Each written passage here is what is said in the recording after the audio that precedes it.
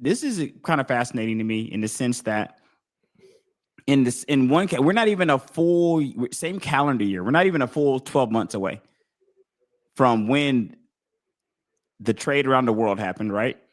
Seemingly the middle of the night. Trade around the world happens. This is around Super Bowl time, I want to say. And it was a week before the Super Bowl. It was the dead week. It took all the oxygen out of it. Mm-hmm. So we're about what, 2-3 months off from that being a full 12 months. Okay. Yeah. And in the 10 months or so, 9-10 months since that has happened, we've seen the GM get fired. Mm-hmm. Right? Yeah. And he's starting to hear that there may be, because these are just rumors, there may be some interest in the Mavs moving Anthony Davis, one of the centerpieces for that Luka trade. Now, you know what's funny about this is I have not heard any mention of the Lakers. Not even a scintilla of a rumor that the Lakers are trying to move Luka, right? The Lakers are probably laughing right now at this trade still. And here we go, 9-10 months, and the Mavs are like, hey, you might try to get one of these guys off. And the guys is Mr. Davis. That's crazy 9 months down the road, right? Insane. Oh, Lord. I mean, when it happened, I think we all set our clocks. I mean, it was going to happen sooner or later that Nico's going to get fired. There's no doubt. You put Nico on firing watch as soon as the trade is made, is what you're saying. Yes. You don't trade a generational talent. You just don't do it. In his prime. It's not like you were trading LeBron right now. Yes, there would be all kinds of people mad, whatever, but you'd go look at LeBron. Well, he's 40 years old. I can kind of understand why the Lakers would want to move off, get whatever they could for him, because he's, we don't know. He wants LeBron wants to go to a championship team, blah, blah, blah, wherever he goes. So that would make sense. But Luka's mid-20s. He's mid-20s. What is he? I think he's, other than his first year, he's made the first team All-NBA team every year after that. I mean, it's just, you could have set your clock from it. I mean, did I expect it to happen this soon? No, I thought maybe, because I honestly thought the Mavericks would be better, but we're still waiting for Kyrie to come back.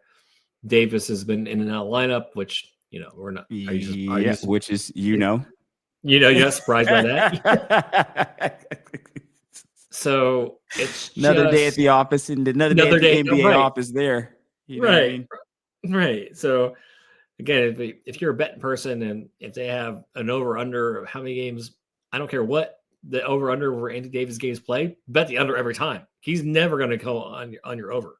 So, sorry, Dallas. At least you have Cooper Flag, so you do have something to look forward to. But yeah, it's just not surprised. Not surprised. Man, the Nico situation is not surprising with me. And I would have never made this trade. It's just the thought that if you were going to move off of it so quickly, because we're recording this right now about roughly a month or so into the NBA season. Are we even about roughly that or so? And yeah, we'll give you a month. Sure. You don't, if you're about roughly a month into the season and you're already moving off of it, why would you have ever even tolerated this trade? This couldn't have been just one guy. So what I'm thinking, this couldn't have been just Nico by himself. I mean, even if he's a driving factor, why would one guy have had this much power to do this kind of damage to because obviously if you're looking to move off Davis that quick, if the rumors are true and you're even suggesting you may move off Davis that fast, it doesn't sound like you had the conviction to begin with. And if you're going to trade a generational talent for a guy, the conviction to me would seem like it would have to be there in the building with more than just one guy, Eugene. Like there would have been other guys in the building who believed in this just as much as you did, because the way that it looks is as soon as you get fired, we're looking to move your bro. We're looking to move him too. Yeah. It's just, I'm just, I was surprised because I think I even joked with you. You texted me, I think in the middle of the night about it, and I said, "Oh, someone hacked someone hacked his phone. There's no way this is a real trade." And now here we are, not Everybody, even made. I remember when Shams made the trade, he had to come out and say Shams, it was a real trade. he had to come out and say it was People thought right. it was a Everyone joke. joke, right? So right there, everyone's telling you this is a joke trade, and now what did you do? You lit a fire under Luca, who's, oh my God, what happens? You traded him because you were mad about his health and he wasn't taking it seriously, wasn't taking fitness seriously. What does he do? He's on the cover of Men Fitness and he looks better and he's going out there. What was that? I think they're like setting crazy records for the first few games he played. I mean, it's just, of course he's going to do this because he's Luca. He's like one of the top 10 players in the league, and now you just lit a fire under him. Good job, Nico. So I honestly doubt he will work in the NBA again. I'd be really surprised. You think not? I mean, really? Who is that going to go if down? you're a If fan it goes base down as the worst trade of all time, then yeah, man, for sure. Because your name is going to be attached to that, right? Your name is going to be attached to. I mean, I was trying to just remember. I was listening to other podcasts, and people are just trying to like name some of the worst trades, and it's like you can't.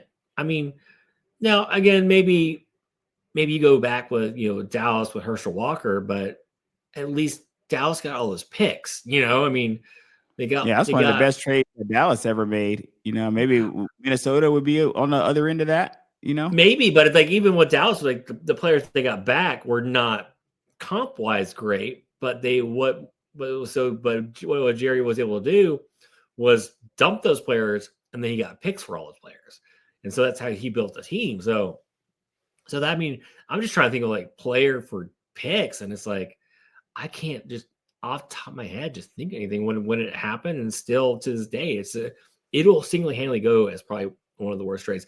And that's the thing. If he wins the championship, which, well, look at the Lakers. Lakers are one of those franchises. They're going to put money into the team, and that. Oh, they're building. Yeah, they're building, man, for sure. And it's not like Luka's 35, so I mean they got some years. There's a lot of tread left on the tires there. Right, and look what the team, like, they didn't add a lot to that team. They quietly gave JJ Redick an extension in the offseason. Nobody really talked about it. So they're planning on for kind of LeBron coming off the Bucks next year. They're like, cool, we're gonna be fine. We're gonna be the 4th or 5th team in the league this year. We know we're not winning the championship. But what we're going to do is we're going to build around Luka because we know he's the best player, which Dallas should have done. The best player. Yes, they were in the process of doing it, which led them to a championship run here. They had a chance at a chip. They fell short, but it led them at least to competing for a championship. And you go from competing for a championship to Luka not being on your team, to Nico being gone, to now you're looking to trade the guy. You looking early from the rumors are, because these are just rumors. This can be absolutely BS. But there's the rumors, rumblings that they could be exploring trade or at least listening. And this is just if nothing else, even if you say they're just rumors and not true, if nothing else, you're not hearing this, even rumors about the Lakers feeling the same way about Luka, the guy that you gave up. No, when they'd be crazy you would be crazy. They'd be like, no, we just got him. We're going to sign him to whatever extension he wants. We're going to build around him. And that's it. Happily signing him to that extension. Right. At Dallas, they say so. The owner scoffed at from what you read. If you believe what you read is here, the ownership scoffed at some of those numbers that Luka would have commanded. And other teams can't wait to pay it. They hope to pay it. Yeah. And that's the thing. When Luka was traded, like, he was like, you could see it wasn't like the typical, oh, whatever, I'll go to this team. He was hurt. Like, you could see it in his eyes. Like, he felt betrayed. He was like, no, I was, because, and I'm not, when foreign players are different. Like, his commitment was to Dallas. Like, he wanted to be in Dallas. He wanted to play there his whole career.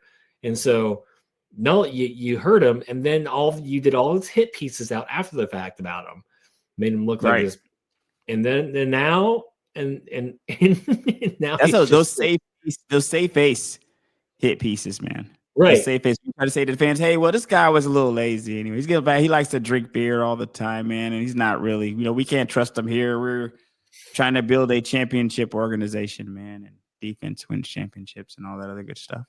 Oh yeah, the defense won championship. Yeah, and yeah, the defense you didn't have still took you to the finals. This defense you Yeah, it'll be interesting to see how that all turns out, right? Like because now. Yeah, at a certain point, people start to see, hey, where does Davis look good? And then if Davis goes, it's only a matter of time, man. You take some TNT to that whole team, right? Yeah, and then and just what try to keep Davis everybody but Flag. It's an everybody but Flag sell. it's everybody but Flag, right? You're saying everybody but Flag, right? Exactly. The everybody but Flag sale starts with the Anthony Davis sale, so you'll see because that's kind of the trigger, right? When you see those guys go, or maybe they believe in Anthony Davis and Flag, but they're not on the same timeline. It seems weird now. No, they're not. Flag is he's young. You got the years to build around. You got the years before the extensions begin kicking. But Davis, he is what he is at this point. Yes, he's still got that all-star caliber when he's in there. He's still a go-to guy, but again, what's your favorite thing to say? Availability, right? Right. My favorite trait. Your favorite availability trait from these guys. Are you out there actually playing the games, man? That I give good looks to guys who may not have the skills that other guys have, but you can pencil them in all the time. That's something that you shouldn't take for granted in sports. Right. And he's proven time and time and again, they got lucky with him and, in the COVID year, they, didn't got the little rest before they won the championship. And listen, he's still a phenomenal talent, but he cannot be a team. He cannot be your focal player. Like he's got to be on a team where they've got a lot of other options where, hey, if he doesn't go tonight, we can still roll out X player backup. And does that fit with Dallas, being that he is not necessarily? No. Is he considered the focal player there? Or is Flag the focal player now? Or is this Flag too young to be the focal player? I think Flag is still too young. I mean, I think he's going to be phenomenal, but it's like at this point, I just like you said, I want to just get everyone out and just let's refocus. I mean, what's the point? What are we doing here? Our team, our identity is what it is. No one's fooled by us anymore, so let's get what we can and maybe keep Kyrie when he comes back and see how he looks or the deadline happens. But yeah, I just this team is just, it's sad. You had this great player, and don't be wrong, Flag could be a great player, but we saw the signs with Luka. We saw on the YouTube videos. We saw the guy, and he's playing against grown men and beating the pants off the grown men. And now it's like, yeah, you're just gonna watch him do it in LA, man. Yeah, exactly. Now you get to watch it do it right. Exactly. Now you get to watch it in LA. Sorry again, Dallas. I have never felt so just heartbroken for a city than Dallas when it happened. Yeah, I echo that. This is Just the Stats. Reggie Johnson, UG Morning. Check us out, Stitcher, iHeartRadio, Google Podcasts, Apple Podcasts, Spotify, where you find your podcast, YouTube as well. See you next time.